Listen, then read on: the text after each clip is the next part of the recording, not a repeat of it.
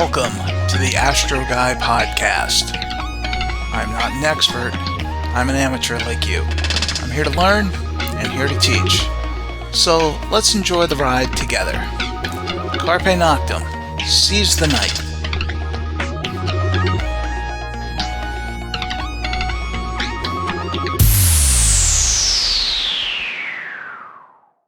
Welcome to episode 7 of the Astro Guy podcast, the podcast for the amateur astronomer. Whether you're just starting out or you're a lifelong enthusiast, this is the astronomy podcast for you. I'm your host, Wayne Zuhl, and we're going to take a look at what's up in the skies this December. There's quite a lot going on, so sit back and enjoy. Recently, there have been 2 spacecraft that have been in the news. Just last week, on November 24th, NASA launched the DART mission on a SpaceX Falcon 9 rocket. DART stands for Double Asteroid Redirection Test. The DART spacecraft is traveling to the Didymos system, which is a near-Earth asteroid that was discovered in 1996. In 2003, it was determined that Didymos had its own moon, named Dimorphos. Didymos itself is nearly spherical and is about 800 meters or just less than half a mile in diameter. Its moonlet, Dimorphos, was discovered when astronomers noticed that the light curve of Didymos would dim about every 12 hours. This was due to the moonlet Dimorphos passing in front of Didymos, causing it to dim slightly. In fact, Dimorphos has never been observed visually because it's very small. The moonlet itself is only about 70 meters across. While it is a near-Earth asteroid system, it never comes closer than a few million miles from the Earth and is in no danger of hitting the Earth. The DART spacecraft is now on its way to Didymos, and it will impact Dimorphos on September 22, 2022. DART, which is about the size of a vending machine and weighs about 1,300 pounds, will slam into Dimorphos at 4.1 miles per second. The impact should change the moonlet's speed by 0.4 millimeters per second, but over a relatively short time, this should change Dimorphos' orbital period by about 10 minutes to around 11 hours and 50 minutes, which astronomers should be easily able to detect. If this test is successful, it could be the best way to deflect an asteroid that could potentially impact the Earth. While it would need to be discovered several years out, a similar mission could be launched that would nudge a potential deadly asteroid to harmlessly fly by the Earth. The other spacecraft in the news lately is the James Webb Space Telescope, or JWT. This space telescope has been touted as a replacement for the Hubble Space Telescope. The original design for this instrument was first proposed in the late 1980s. The JWT has a primary mirror, nearly 3 times the diameter of the Hubble Space Telescope, at 6.5 meters.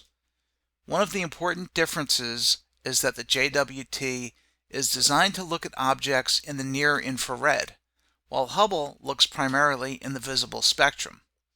And while Hubble is relatively in a low Earth orbit, about 335 miles above the Earth, JWT will be at the L2 Lagrange point, which is almost 1 million miles from the Earth.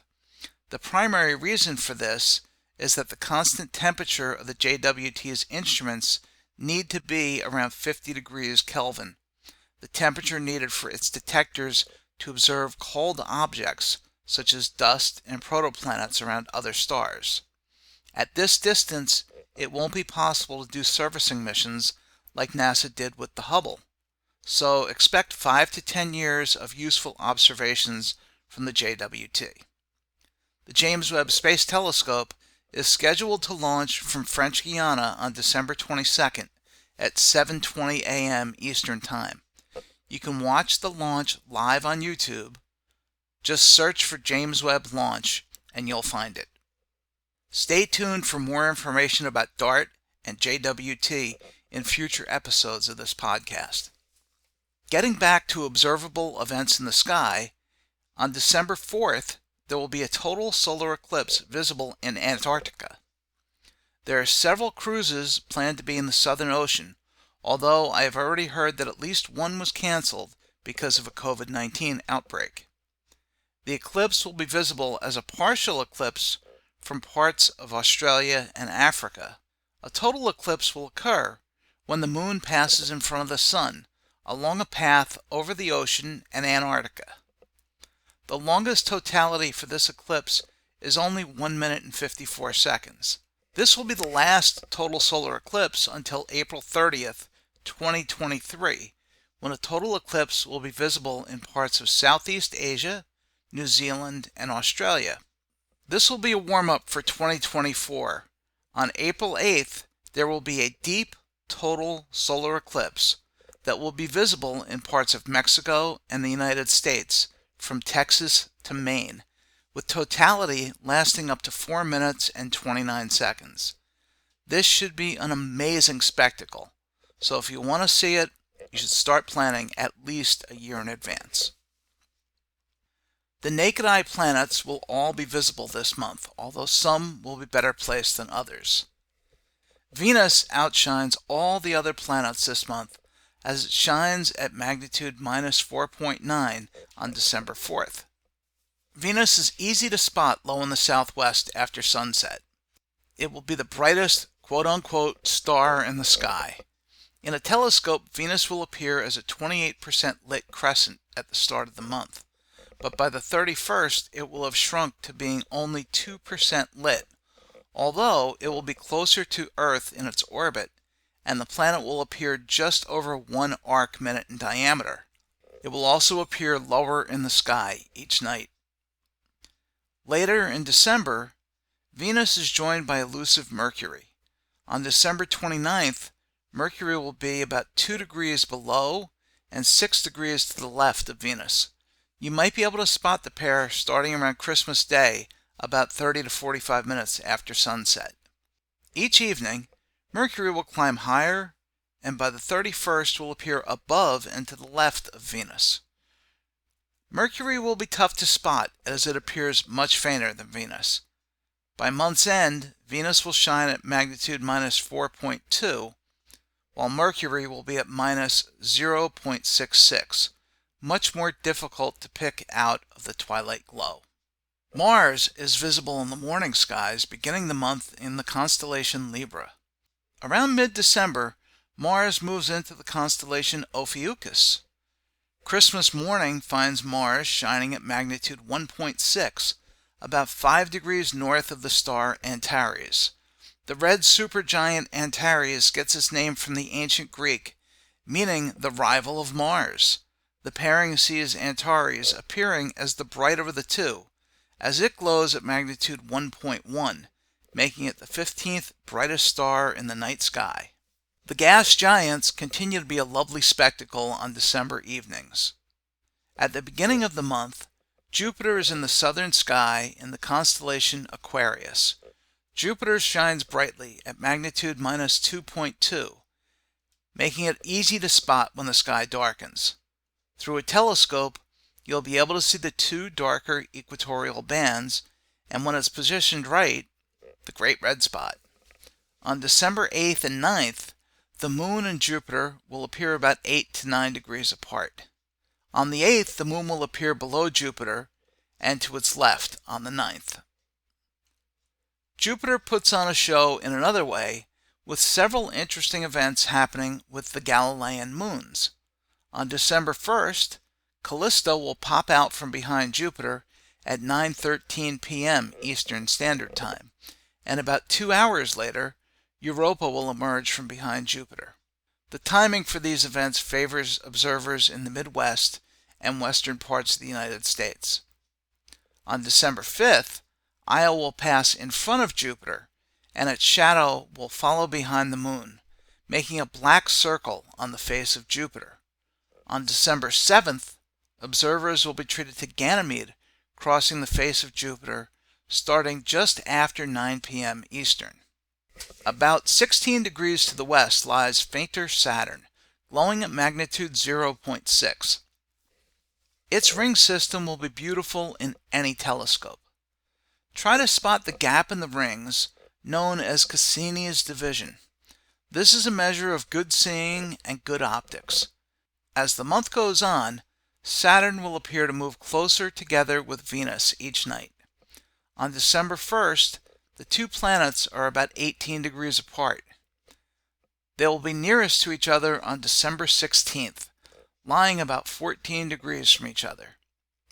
You might be able to spot Saturn for a few more days, but it will be more difficult to spot as it is receding into the glow of twilight, as it prepares to go behind the sun before being visible again in the morning skies later in the winter.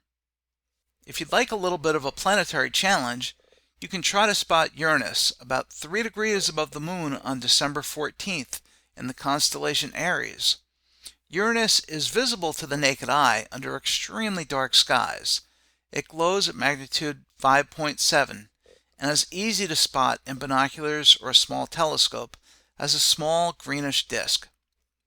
Neptune is much fainter, and you'll need binoculars or a telescope to spot its tiny bluish disk in the constellation Aquarius.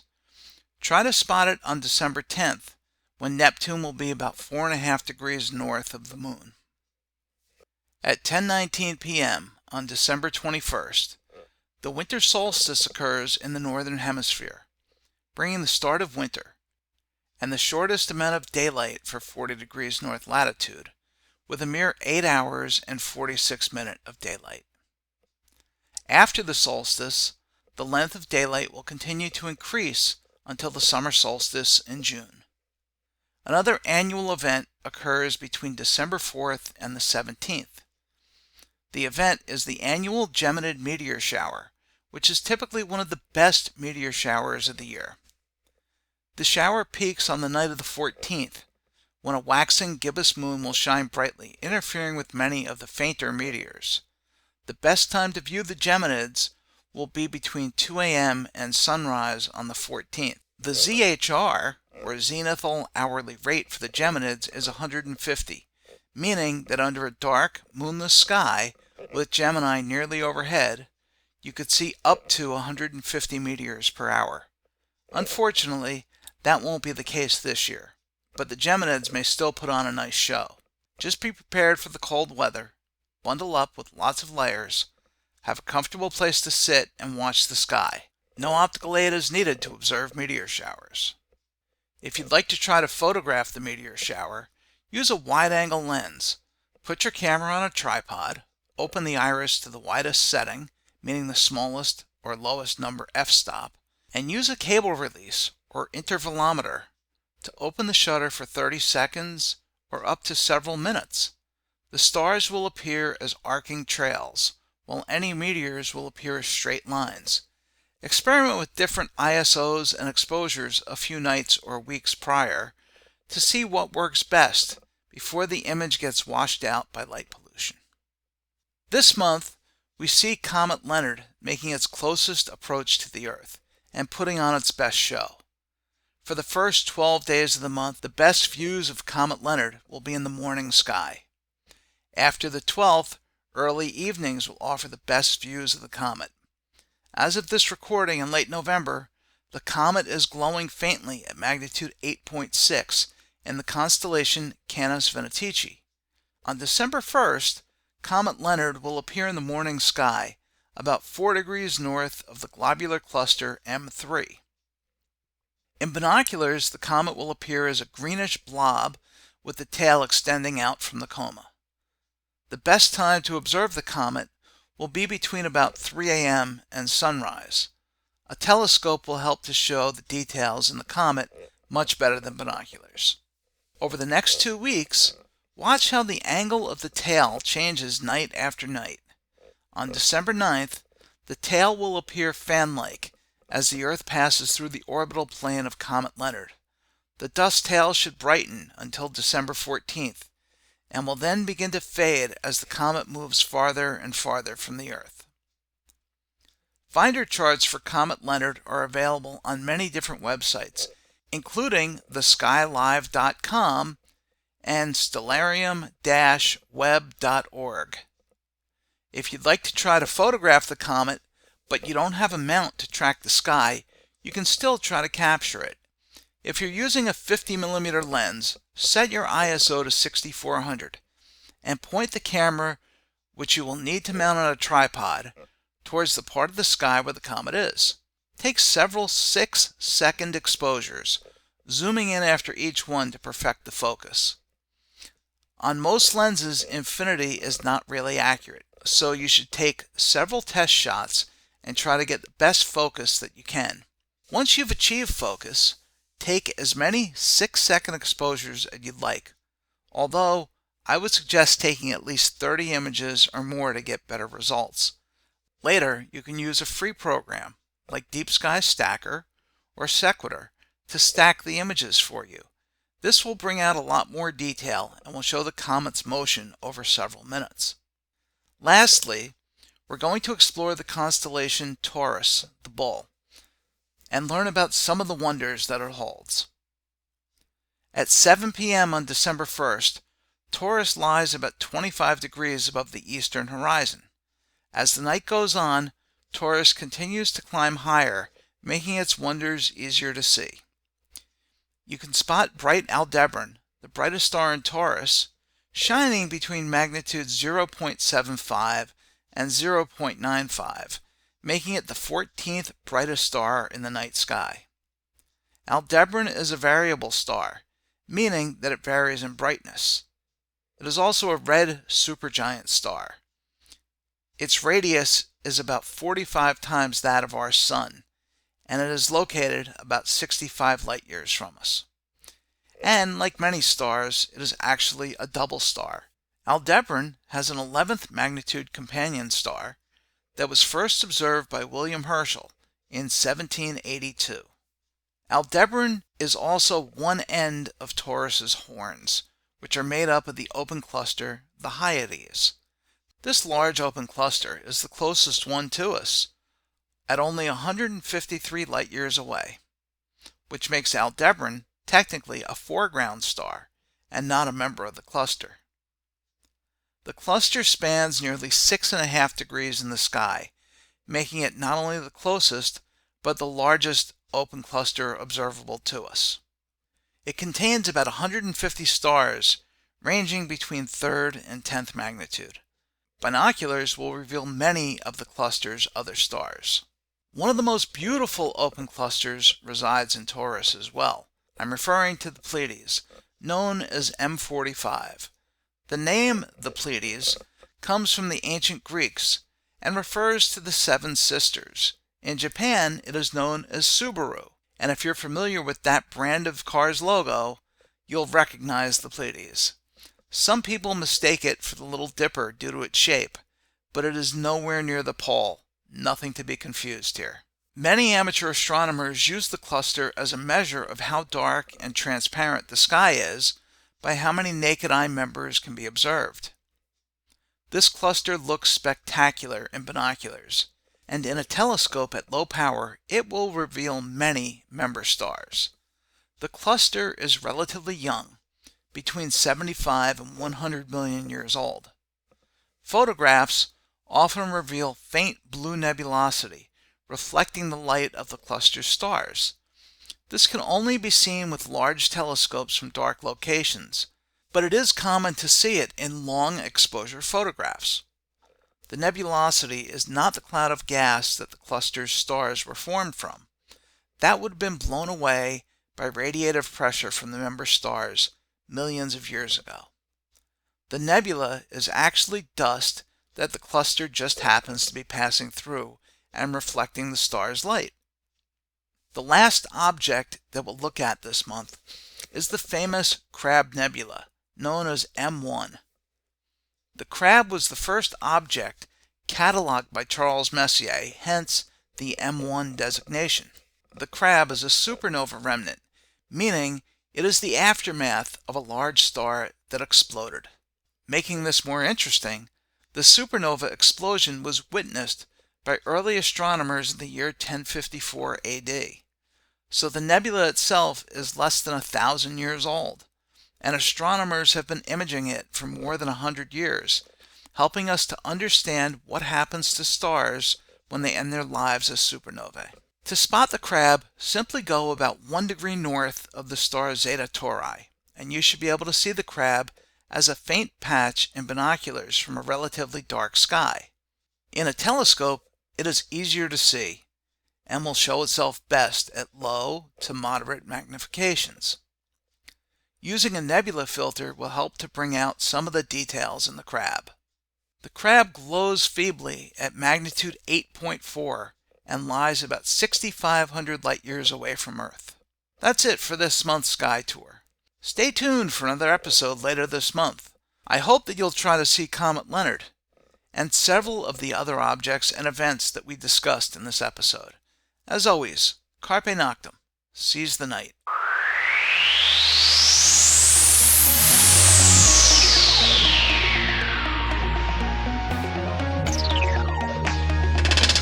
I'm Wayne Zool, and this was the Astro Guy Podcast. Thank you for listening. As always, your questions, comments, and suggestions are welcome. Keep wondering. Keep your eyes on the sky. Have fun. Carpe noctem. Seize the night.